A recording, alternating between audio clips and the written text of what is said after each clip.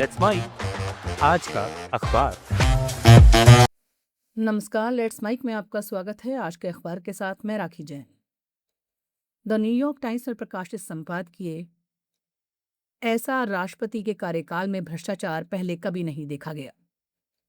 इसमें एक बेहद तीखा और चिंता जताने वाला विश्लेषण सामने रखा गया है। लेख का सीधा आरोप है कि डोनाल्ड ट्रंप अपने पद का इस्तेमाल सिर्फ राजनीतिक ताकत बढ़ाने के लिए नहीं, बल्कि सिस्टम को अपने हिसाब से मोड़ने के लिए कर रहे हैं। संपादकीय के मुताबिक ट्रंप प्रशासन ने करीब 1 अरब 80 करोड़ डॉलर का एक फंड बनाया है, जिसे आधिकारिक तौर पर एंटी वेपनाइजेशन फंड कहा जा रहा है। लेकिन लेख का कहना है कि असल में ये एक तरह का राजनीतिक इनाम तंत्र है। ऐसा फंड जो उन लोगों को फायदा पहुंचाएगा जो ट्रंप के प्रति वफादार हैं, भले ही उन्होंने कानून तोड़ा हो या हिंसा में शामिल रहे हों। लेख इस पूरे मामले को 3 बड़े पैटर्न से जोड़कर देखता है।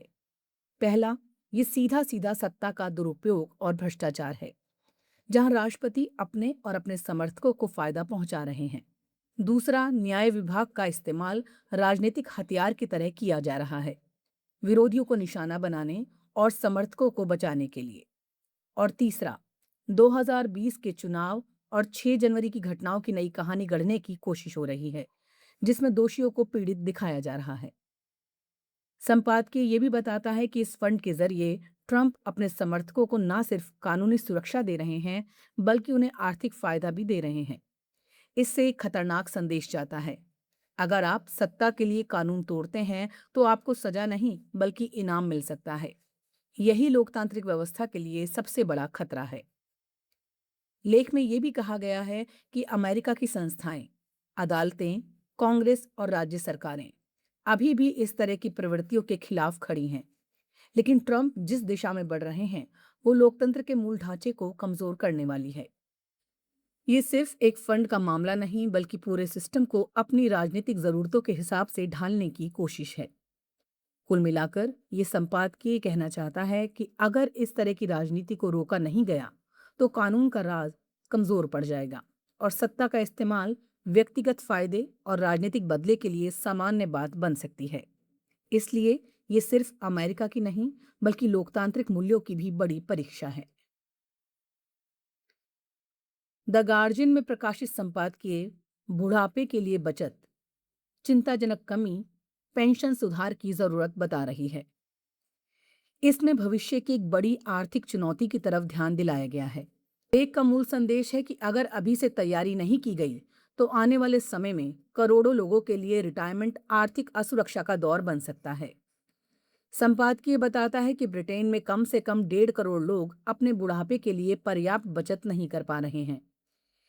एक बड़ी वजह यह है कि लोग पहले से ज्यादा लंबे समय तक जी रहे हैं, यानी रिटायरमेंट के बाद भी खर्च लंबे समय तक चलेगा। आने वाले दशक में स्थिति यह हो सकती है कि हर कामकाजी बुजुर्गों पर 3 बुजुर्ग होंगे, यानी काम करने वालों पर बोझ बढ़ेगा। लेख ये भी कहता है कि ऑटो एनरोलमेंट जैसी योजना ने काफी लोगों को पेंशन सिस्टम से जोड़ा है, जो एक सकारात्मक कदम है। लेकिन समस्या यह है कि कम आय वाले लोग और स्वरोजगार करने वाले लोग अभी भी इस सुरक्षा जाल से बाहर हैं। इनके लिए अलग से नीतियां बनानी होंगी, ताकि वो भी अपनी रिटायरमेंट के लिए बचत कर सकें। संपादकीय खासतौर पर असमानता के मुद्दे को उठाता है। महिलाओं के पास औसतन पुरुषों के मुकाबले आधी बचत ही होती है, क्योंकि वो ज्यादा लंबे समय तक जीवित रहती हैं। इसका मतलब है कि उन्हें ज्यादा समय तक सीमित संसाधनों में गुजारा करना पड़ सकता है। इसी तरह कुछ सामाजिक समूह भी पर्याप्त बचत नहीं कर पा रहे हैं, जिससे भविष्य में असमानता और गहरी हो सकती है।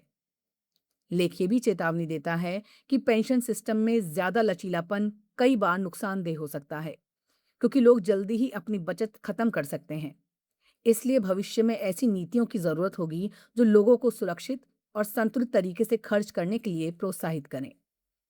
कुल मिलाकर ये संपादकीय कहना चाहता है कि बुढ़ापे की आर्थिक सुरक्षा अपने आप नहीं आएगी। इसके लिए अभी से ठोस कदम उठाने होंगे। अच्छी बात यह है कि मौजूदा सिस्टम में बदलाव की क्षमता है, लेकिन अगर समय रहते सुधार नहीं किए गए, तो आने वाले समय में बुजुर्गों की गरीबी एक बड़ी सामाजिक समस्या बन सकती है। अल जजीरा में प्रकाशित लेख पावर ऑफ साइबेरिया 2 पाइपलाइन क्या है, जिसे रूस और चीन बना रहे हैं। इसमें एक बड़े जियोपॉलिटिकल और ऊर्जा खेल को बहुत सरल तरीके से समझाने की कोशिश की गई है। लेख का मूल संदेश ये है, ये पाइपलाइन सिर्फ गैस सप्लाई का प्रोजेक्ट नहीं, बल्कि बदलती दुनिया में ताकत और निर्भरता के नए समीकरणों की कहानी है। लेख बताता है कि व्लादिमीर पुतिन और शी जिनपिंग के बीच पावर ऑफ साइबेरिया 2 पाइपलाइन पर चर्चा हो रही है। ये करीब 2600 किलोमीटर लंबी होगी और रूस से चीन तक गैस पहुंचाएगी। इसका मकसद साफ है, रूस को यूरोप से टूटे गैस कारोबार का नया बाजार चाहिए, जबकि चीन अपनी ऊर्जा जरूरतों को ज्यादा सुरक्षित और विविध बनाना चाहता है। यानी एक तरफ मजबूरी है और दूसरी तरफ रणनीतिक सोच। लेख का अहम संदर्भ यह है कि रशिया यूक्रेन वॉर के बाद यूरोप ने रूसी गैस से दूरी बना ली, जिससे रूस को भारी आर्थिक झटका लगा। अब ये पाइपलाइन रूस के लिए उस नुकसान की भरपाई का जरिया बन सकती है। लेकिन यहाँ भी एक ट्विस्ट है, चीन जल्दी में नहीं है। वो सस्ती कीमत पर गैस चाहता है और रूस की कमजोर स्थिति का फायदा उठाकर बेहतर डील करने की कोशिश कर रहा है। दूसरी तरफ चीन के लिए पाइपलाइन इसलिए भी अहम है क्योंकि अभी उसकी एलएनजी सप्लाई समुद्री रास्तों पर निर्भर है, जैसे स्ट्रेट ऑफ हॉर्मुज और मलक्का स्ट्रेट, जो युद्ध या तनाव के समय खतरे में पड़ सकते हैं। ऐसे में पाइपलाइन से आने वाली गैस ज्यादा सुरक्षित मानी जाती है। यानी चीन अपने ऊर्जा जोखिम को कम करना चाहता है।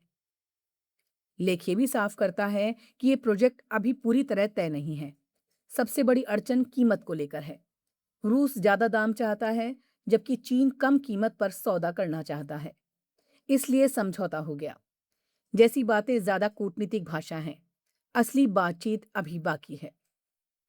अंत में लेख का एक बड़ा संकेत है, ये पाइपलाइन सिर्फ व्यापार नहीं, बल्कि दुनिया के बदलते नक्शे का हिस्सा है।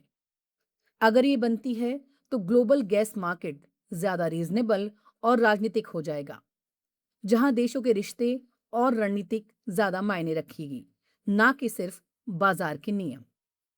कुल मिलाकर लेख कहना चाहता है कि रूस और चीन की ये नजदीकी दिखने में विन विन लगती है, लेकिन इसके अंदर शक्ति संतुलन, मजबूरी और रणनीति का जटिल खेल छिपा है, और यही आने वाले समय में वैश्विक ऊर्जा राजनीति को तय करेगा।